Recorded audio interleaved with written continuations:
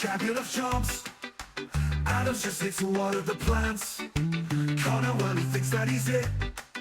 Scotty's just a moany old kid. Sometimes we are joined by Emma and Matt. It's just that they're so quiet, you wouldn't notice. It's the Dobbers, Dobbercast, Dobbers, Dobbercast. It's the Dobbers, Dobbercast. Listen to the Dobbercast, yeah! Hello, welcome to the Dobbers podcast. We are really excited to show you some reviews from the upcoming Star Trek Lower Decks D'Vana Tendi, Eager Science Officer. I am joined by Murray. Hey guys. So with us is Greg Moss. How you doing, Greg? Not bad, mate. Happy to be here. Good, good. So my local playgroup knows that I have been super excited about this character. She is my favourite character on Star Trek Lower Decks, mainly because of her arc in Season 4, where she becomes Tendi, Mistress of the Winter Constellations. I thought that she was, because she's like really timid and cute and funny, and then she's an absolute badass come Season 4. So I've been super excited to get this character on the table. So we've already seen D'Vana Tendi, Eager Science Officer, but we're just going to go over it anyway. 7-hander, 20 health, with the response after a player gains health, their next check gets +1. And she also has a response, lose 1 health. After an attack is played, it gets -1 speed or gains stun 1. I'm really excited to play this character. What's your thoughts been? In fact, have you even gave her any thought? Nope, not at all. I'm looking at this character just now, and the biggest thought I've had so far is, what the heck's an ensign? It's an ensign. Ensign? Yeah, because you don't know Star Trek. I don't know, Greg, do you know Star Trek? Not really, though. Right, okay, so I'm joined by two non-Trekkies. Excuse me, we prefer the term Jedis. So an ensign's a rank, it's like the lowest officer rank. Alright, okay. Yeah, so she's an ensign, obviously, she works in the med bay. Ah, okay. That's why her uniform is blue. So she doesn't even qualify to be a red shirt? No.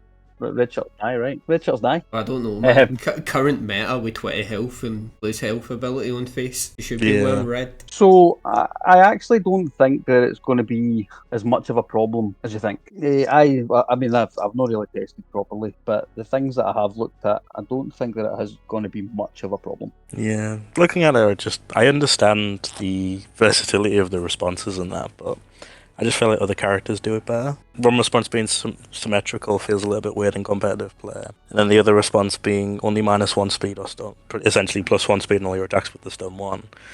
It just feels a little bit squishy for the health total, I think. Okay. The main thing to remember about this top response being symmetrical is you don't need to trigger the response if you don't want. This is true, yeah. Why would you know? If your opponent can't help. Oh yeah, that's obvious. Yeah.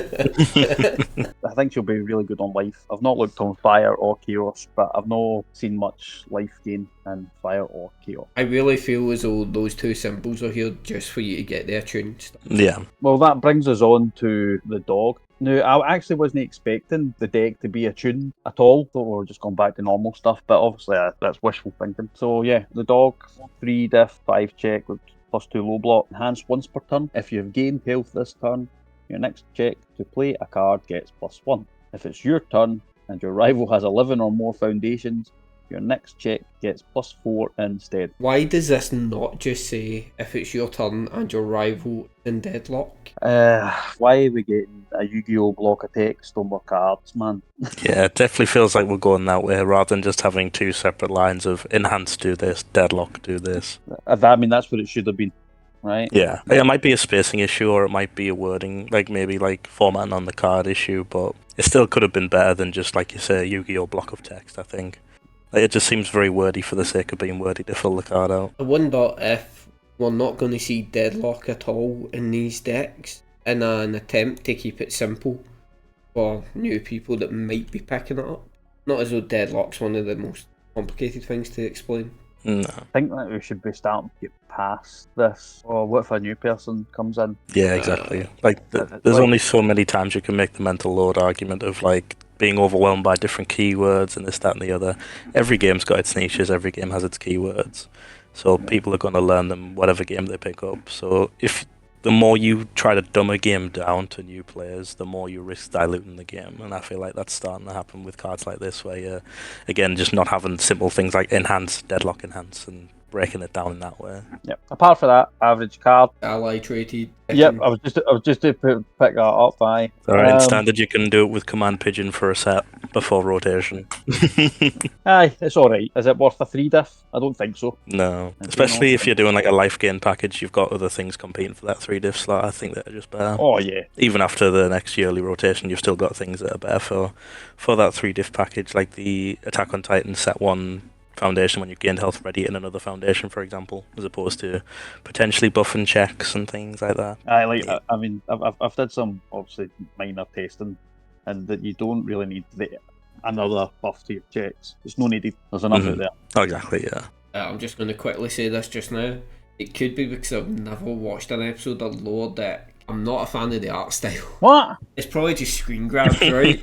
That is, aye. Like, I watch a lot of this kind of TV show. Yeah, like your Rick and Morty's and stuff like Yeah, that. I watch a bunch of stuff like that. And this looks like what you'd expect the cartoons in an episode of South Park to look like. Oh, can't believe you're attacking my second favourite Star Trek like this. Okay, Yeah. right. As state screen grabs, you're right. Feel like I don't really enjoy like where's our unique art and stuff. Yeah, we would definitely get momentum with like unique art and things, but then it's just become more screen grabs of stuff, and it just feels a little bit lazy in a sense. I understand if they're trying to save the custom art for maybe like alt art versions of cards, for example, and this, that, and the other, but that still shouldn't sacrifice from the art from the cards we get access to in general. Right, let's stop slamming on every choice that's been made so far. Right, okay. Well, while we're being positive, we'll go into an embarrassment of Dupplers. Oh no. With your favourite line of text, to the 5 check with +2 mid block with the Doubler keyword. You may include any number of copies of this card in your deck. An enhanced commit. This non-throw attack gets +X damage. X equals the number of Dupplers in your stage. So before we go to talk about the card, I had to rewatch the Doubler episode because I kind of forgot about it. So the Dupplers are like, they were sent on a mission to deal with them, like to treat with them.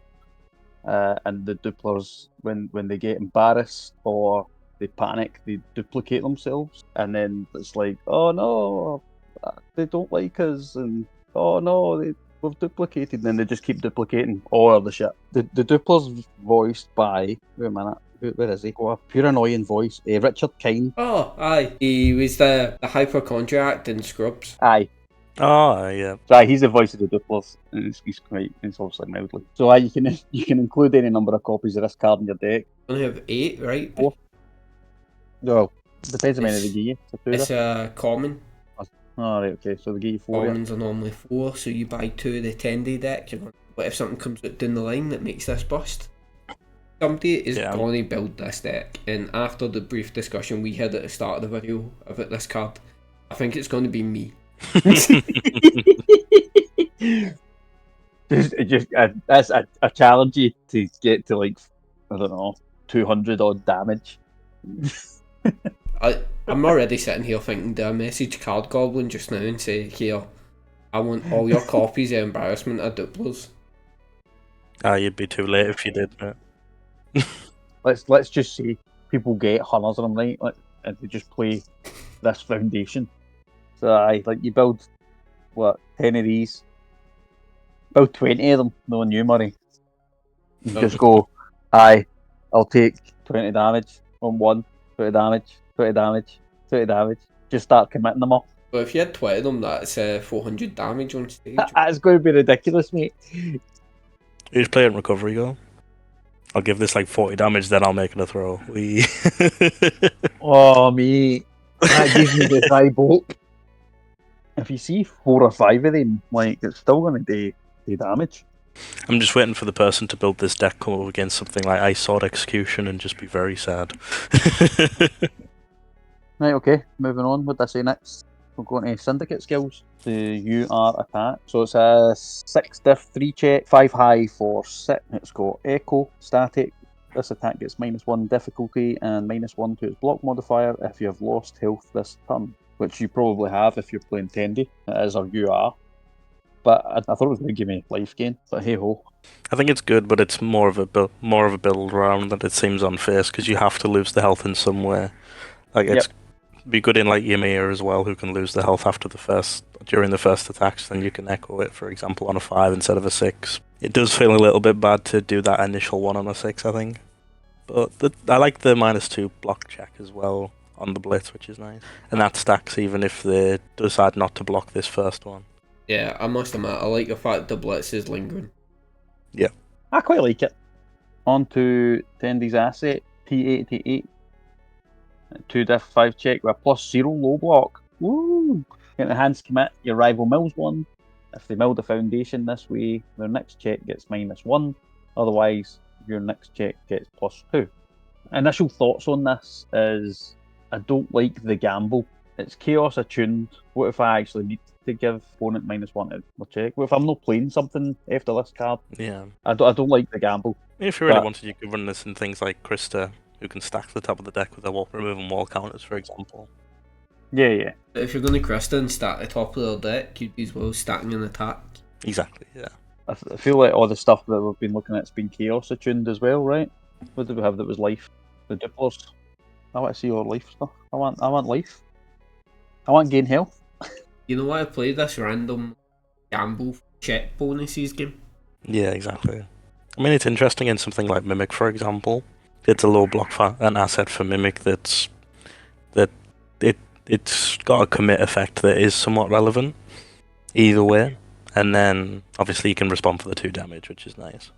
Like I get that the TAA isn't a healing tool, right? It's a diagnostic tool, right? But it's a medical device, right? Let it heal. Right, I can't be the only one that when I first looked at this card thought it was a foundation. Yeah, because of the silver border and things. I appreciate the greens here, but I just kind of, oh, she's walking in the green fog. I've just realised this is a UR. Yeah, this is a UR. Yeah. Why? Don't know, because it's an asset. Oh. Okay, fair enough. Talk about our action, emergency treatment. 5 diff, 5 check with a +1 mid block. This card ignores progressive, and a response remove. After a player loses health, that player gains 3 health. The next block played this turn ignores progressive difficulty. This is an interesting one as well, because it's the next block that played this turn ignores progressive difficulty. If you play this on your own turn, and you're just giving your opponent, oh, here you go, have a free block, mate. It's unlikely you're going to play it in your own turn. Unless you want to completely bad manners. You commit some of your Dupplers. They partial block your attack. You go, right, here, well done, all emergency treatment, heal you free. The next block is going to ignore progressive, and hit them well through. He's cooking. Oh man, superb. I don't think this is worth it. No, I have no idea why it's a 5 diff. no, didn't need to be a 5. Because it ignores progressive. Even then, didn't need to be a 5. It would have just been a 0 diff and always kept progressive. Why, you should just play Wound Restore. Or the Recovery Girl one. You're only going to have the recovery girl one till the start of the year. Oh, well. Oh, so this replaces March. Yeah. I'm sure the recovery girl one heals you 5. It heals you Eh. 4 if you've taken 5. that. Aye, and that's a 2 diff with a 5 check. With Breaker 1 Yeah. on it. Break a 1 mid Right. block. Honestly, Aye. I think the best thing about this emergency treatment is it's a +1 mid block that ignores progressive. Unless you use it to heal another teammate of yours or whatever in this respective multiplayer format that must be coming. Aye, well, now that you've let that out of the bag, we'll just we'll move on to I the mean- second character that we're getting. The character card let that out the bag, the first one. The first one, no, I don't know. The first one has whenever a player Aye, comes but after aye. a player gains health, their next check gets +1.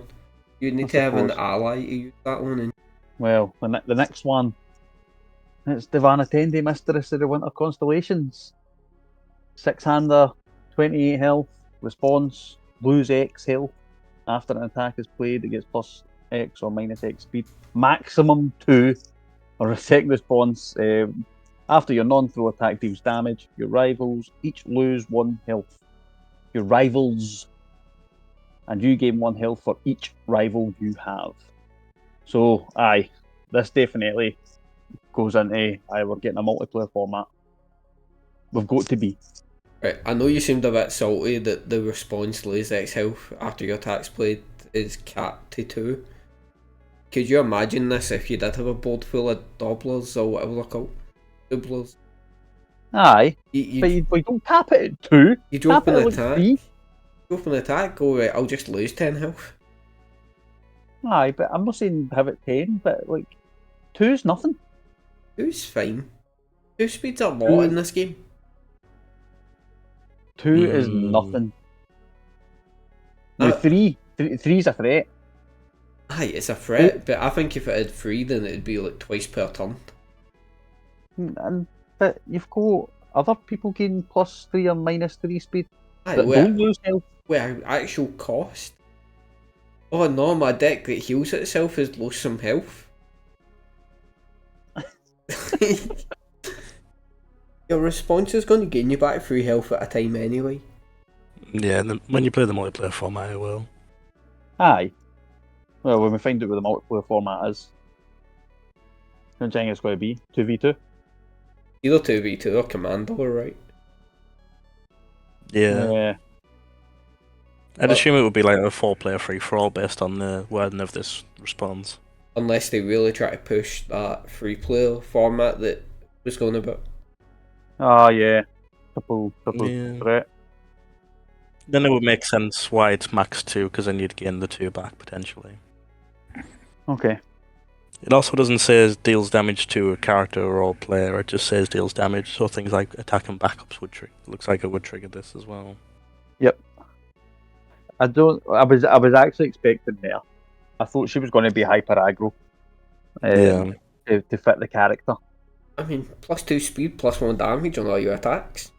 It's like a half a Ken hit. Don't try and dress it up. It's terrible, and you know it. I was expecting more. Like I wasn't expecting. I wanted more. I was expecting something really hyper aggro, and I just don't think it is. Yeah, it just feels like for what the symbols she has, it feels like an odd choice of abilities. Like, because life struggles to end the game anyway, so giving your thing speed isn't really going to do much. The death symbol getting a bit of speed, I appreciate that, but usually you're attacking their hand rather than giving things speed nowadays. And then the chaos symbol, you're just stunning them anyway, so speed's irrelevant. So it just feels a little bit odd, but it's not terrible, and obviously you've got the defensive aspect of it as well. Defensive aspect, it's pretty good, right? Like, lose 2 health, get a better chance of blocking that. Yeah. I think the 7-hander's better than the 6-hander. What's happened in the story arc, man, that she's now a pirate? I was expecting her to have, like, and the upgrade for Ensign. Aye, so a race, the Orions, the green people, they are all pirates. It's like their culture. They're all space pirates. And she's like the 5th richest Orion family, which is why she's got the title Mistress of the Winter Constellations, and everybody's shit feet her on the planet. It's great. She's a badass. Alright. Our last card, the USS Cerritos. I'm not getting the NCC number. NCC-75567. That's the ship registration. That's like his regi plate. Alright. The 60th Forte asset, unique. It's a ship. I don't know if that's going to matter. Form once per turn. Reveal the top 3 cards of your deck. Add 1 to your hand, 1 to the bottom of your deck, and 1 to the top. The Cerritos is a handsome lady. Brad Boimler. That's a UK versus preview character. Brad Boimler? Yeah. Cool. So you want to take this one, Murray, because you notice. Oh yeah, so this is the first of its kind to appear in a Challenger deck, at least to the best of my knowledge. It is the first SR card that we've had. Now, I was kind of talking about this a wee bit before we started recording, but following the way that we've been allocated cards in Challenger series so far, with like 4 commons, 3 uncommons, 2 of the rares and ultras, I have a feeling, or a good hunch, that this is going to be a one-of in Challenger deck. To go a step forward, I think it will appear in all 4 of the Challenger decks, given that the ability has nothing to do with Tendi, specifically, and it has 4 symbols on it, and I'm not 100% sure that I've seen the symbols for the other characters. I think Yeah, you're all right. 4 of the characters have at least one of these symbols that we've seen. So I think you're right, mate. Probably get a copy in each Yeah. deck. But aye, I hope this is a limited thing. Not limited as in availability, but I hope it's not something they're going to repeat in the future. We're not going to see, I don't know, what's my next Challenger series that's coming out? Solo leveling. I really hope solo leveling doesn't have some random singleton. Especially something like this that seems somewhat playable if you can get it into play, with it being a 6 diff asset.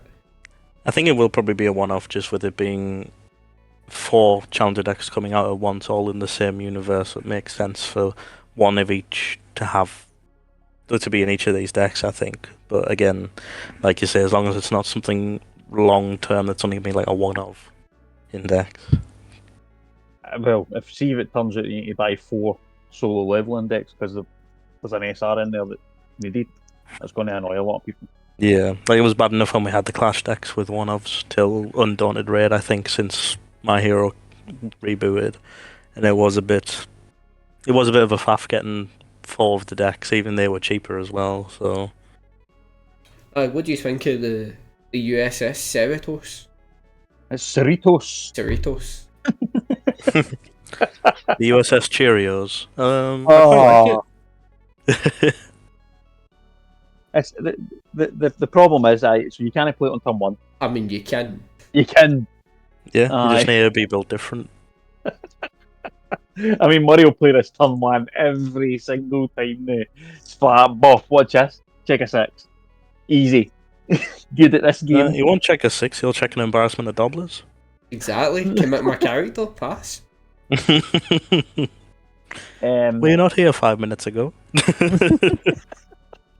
It's unlikely that you try and play this turn 1. The 4 check's alright on it, I suppose. In fact, no, why is that a 4 check?